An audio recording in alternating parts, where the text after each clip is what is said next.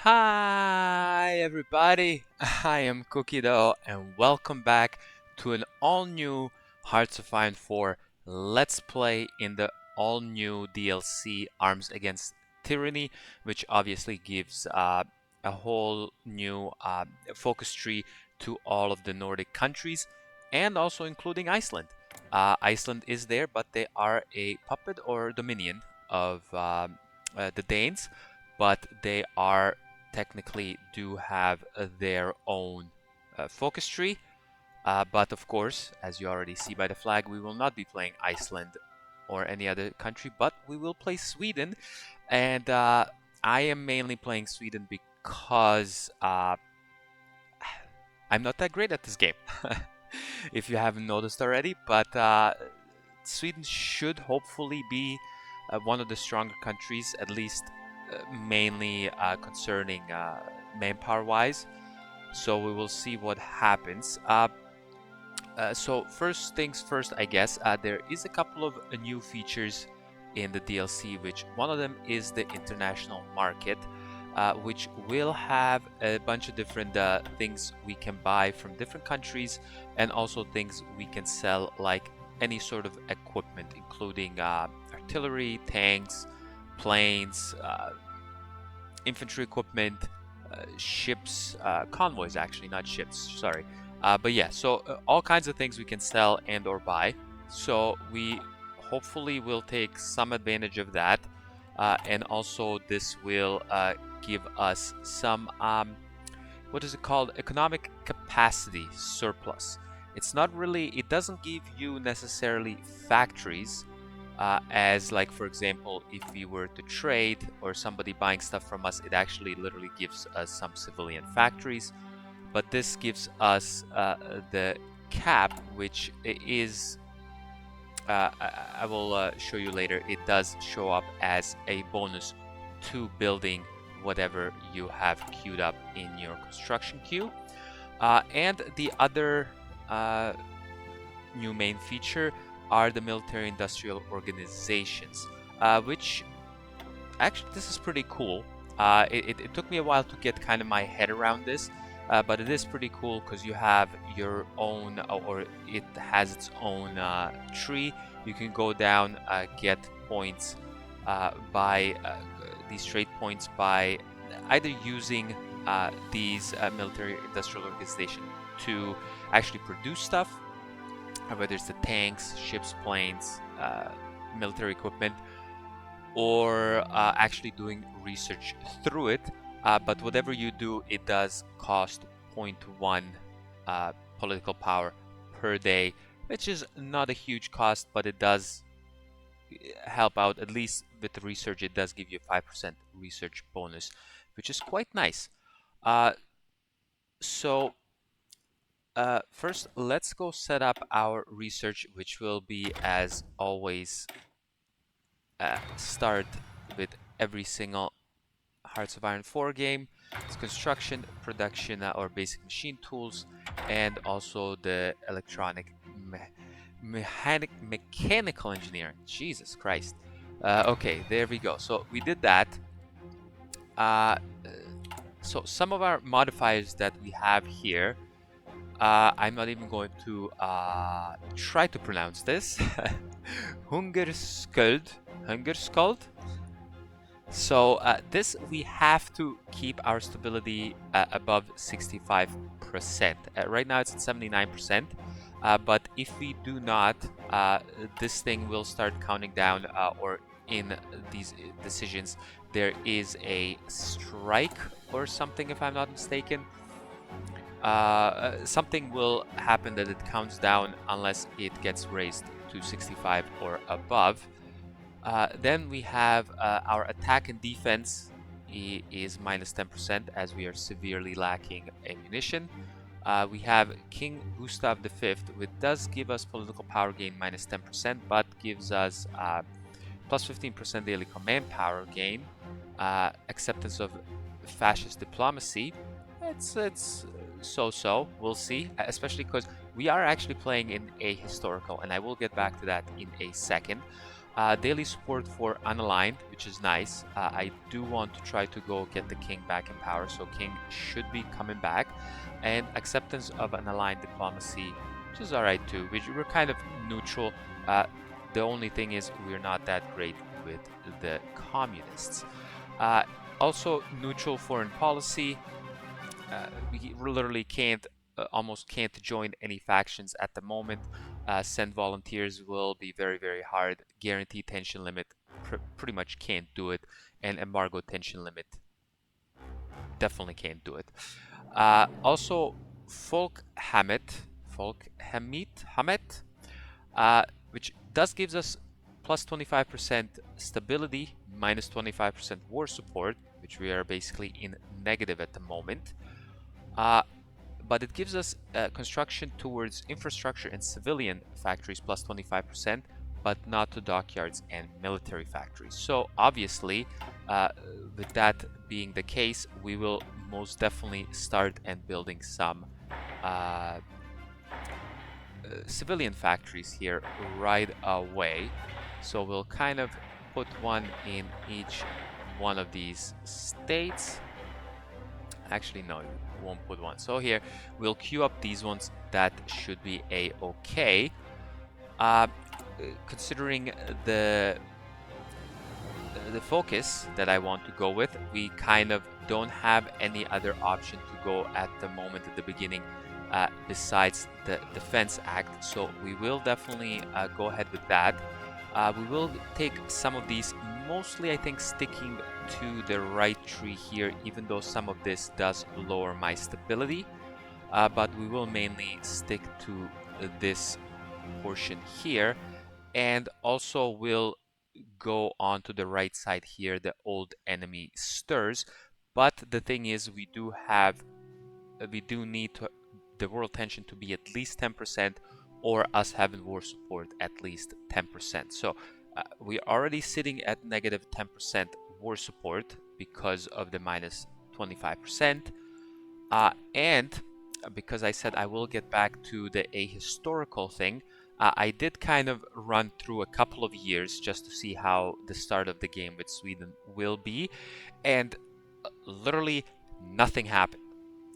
Absolutely nothing happened. There was nothing going on in the world. I was in basically at the beginning of 38 or middle of 38. That's when I kind of quit. And the world tension was at like 5%, 4% or 5%, which we'll see what happens. Hopefully that will not be the case this time, but I definitely would rather it be around 37, early to mid 37 would be great if we could go that way. Now let me just do the production here. I think I've droned on for quite a lot about this. I will put on some token towed artillery here. And I think I will start using this. I know this will cost me some, what's it called, political power to build up, I think, if I'm... Is it using it? I can't tell now. Gustav. Oh no, it actually is not. It's only if I am actually doing research with it. Okay, that is fine. We will be doing this to get our towed artillery a little better here. We don't have any other military factories, so let's just keep going with this. The ships, let's just keep them as they are for now. Possibly do something with my units, but let's put these guys in here. So let's get you a field marshal, which we only have the one, and we'll get you a general. You are a hill fighter, sure. Get you this general here, and just let you go on the Finnish border. That should be fine, just so we don't have any warnings about that. And we also have no divisions in basic training. Our best, I guess, division is this one. It is a 12 with some support artillery engineer companies. This is another thing. Some of these support equipments will only give bonuses to certain things. So a battalion modifier only for leg infantry, it will give entrenchment plus 0.2. It obviously will still give you the defense, the breakthrough, the soft attack, and stuff like that, but it does give you an extra bonuses to entrenchment for leg infantry. The recon will only give artillery support support and line. So technically, this will give this a bonus of 10% soft attack. So that is actually good. So it does give it to support. So that's another thing. I will go ahead and get this guy into training, and I think 7k I do have. Yeah, let's get 3 of them going here. 3 of them, you will go in here, and then we'll just add you to this group here just so you can get in there. There's the warning, and let me turn off most of these. Hunger Shield Crisis. Oh yeah, this is the strike I think I was mentioning before. I blow up the mines. I don't think I want to do that at the moment. Propaganda efforts, no thanks. Political actions, I don't think I want any of this. Reorganize the railway system. I don't need any of this. I'm not gonna build any trains or supply hubs, so let's get this. And we can obviously restore the Kalmar Union and proclaim the Nordic Unity. Plus we can also do some other things, but let's go ahead to speed 4 and finally actually unpause and see how it goes. So that was about 11-12 minutes into the video. But we shall see how it goes from here on. So mainly what we will try to do once we go down the political focus here, we will go the old enemy stirs, which is the main thing here about power, of course, which is about mainly about the Russians or the Soviets. So we will gain some base force support and army experience and all of this stuff. Then we will go down the right side here and then switch over to go to the left, because this is going back and supporting the king. Down here having king in council, which will give us some malice to political power gain, but we do get plus 2% recruitable population, entrenchment speed, max entrenchment, grant metal cost. I'm not 100% sure what that exactly means. Okay, and then we can go down here, which will allow us to either integrate or I guess give us war goals / integrate on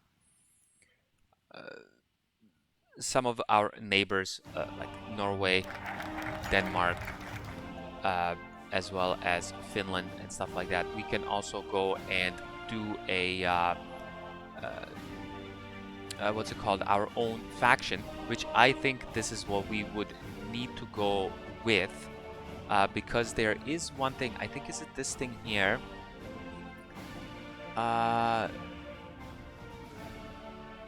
Oh no, it's not in a faction in Sweden. Soviet Union exists, it's not in a faction in Sweden. No, this is not it. There is something that I need to do to be in a faction, and I can't do it without it. But anyways, we will see what happens. So we did finish this here. War is looming over Europe once again, and there are different choices to be made in the Riksdag. None are more pressing than the passage of the Defense Act and its potential to tear the ruling coalition apart. So this gives us an option to switch our leader of the country. So we can go with the Farmers' Party. If you do go with them, Axel Pehres Brumstorp gains support party in power, but we get a lot of malices to conscription laws, trade law. I'm not really going to be changing any of those at the moment. but the thing is that he does get is infantry equipment production cost -5% and war support +5%. It's not bad. Then there is of no confidence, which actually nothing happens. We just chaos and confusion happens. We gain some political power gain, malice, and I think there's something. I haven't played around with this, but I think this either can let us go a little easier towards either fascism or communism. I'm not 100% sure. Don't take my word for it. Or we can go with Gusta Bage. If we do this, we do Ministry of Education. We get +6 research speed, and I think I like this one the most. We do get -5% stability, which is kind of crappy, but we are already at 79, so I think that should be okay. But I do like the research speed a little bit better than the war support and the production cost bonus, so I will go with Mr. Gusta. Yes sir, we will go with him. Oh, and we need to pick another national focus. We can basically go do urbanization here, which I like. Gives us 2 civilian factories and a naval dockyard. I think that is the best way to go. We can go this way here, which gives us plus 250% research bonuses to infantry weapons. But I do want to wait on this. And the reason is why I want to wait on this, because I don't just want to waste my that bonus on something like improved infantry equipment 1 here and this here. I do want to wait till 39 so that we can get the better infantry equipment in here. That should be much better, but we will go see what happens. And there we go. Italy moves to annex the Sultanate of USA. We are kind of familiar with that, as we did do that ourselves in our unfortunate Italy run, which again I do want to do that at some point. Retry that so that we can fully form the Roman Empire here in Hearts of Iron 4. But we will see how that all goes. So if we go to the international market, we can go and see here that some people are selling stuff. Like the UK is selling some convoys and some trains, as is France here selling some trains. Norway is selling some convoys, and the US as well. We could sell stuff, we could add equipment to market, but there's not really any point in doing that as we have a deficit in everything. Okay, literally a deficit in everything. Now, one thing I have noticed, and I've kind of heard people talking about, is in this equipment, which a little bit of an exploit, but we will definitely most likely or most definitely use it, is that not a lot of countries sell airplanes. And we can go and literally just take the inner war small frames and build it, but not with the regular design. There's a little bit of a trick where you can cut the cost of aluminum for it to be able to go even quicker. Let me put in to get 5 of these guys. Do this. Declares war on the German Empire, and there we go. A historical mod, go. We will most likely not have a fascist Germany again, because most of the time when this happens, or every single time I've played in a historical, and okay, they remilitarized, and the civil war in Germany happened. They did go, the military junta, whatever you want to call it, has won. So I think we can even go ahead and increase the speed to 5 to let some of these some time pass mainly, and to get our political focuses going. We will gain some more civilian factories, which will help us build even quicker the civilian factories we have. There we go. We finished electrical and mechanical engineering. We will go mechanical computing right away here, just for extra research speed, which should be great.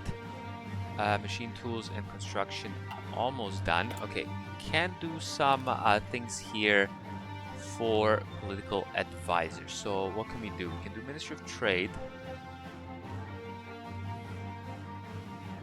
or we can do construction speed +5, which will give us stability -5.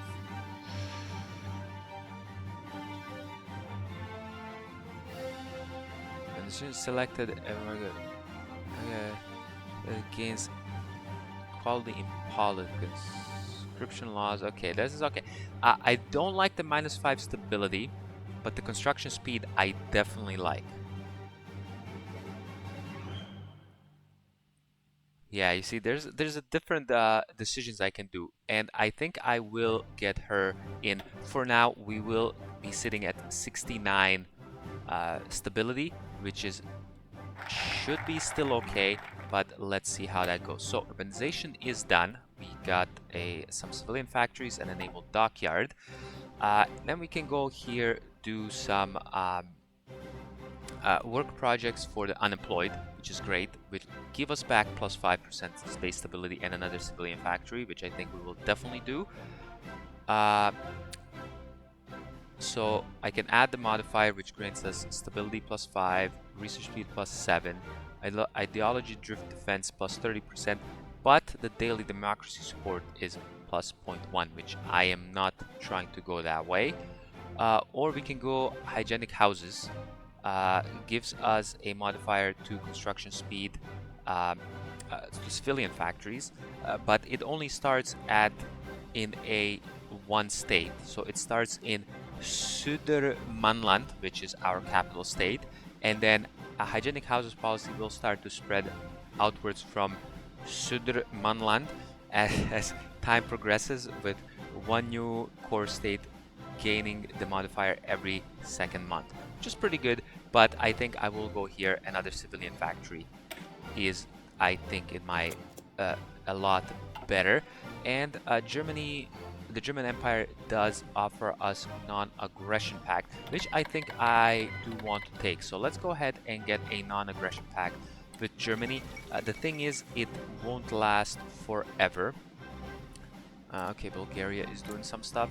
So this here, how long will this last? I thought it only lasts a certain amount of years. Okay. Second Naval London Treaty. Okay, that is all fine.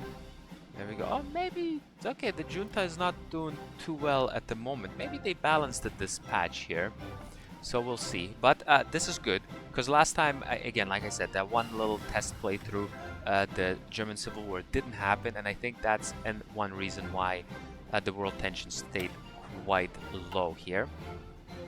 And I think concentrated industry is the way to go here at the moment. So we will go ahead with that, and I think this is a decent spot to put a cut in here. Not much happened in this episode. Again, it's just the start, but we will hopefully build to a much better what's it called, much better outcome here, or much stronger Sweden than previously. But thanks a lot for coming and watching this first episode, and I will catch you next time. Bye bye.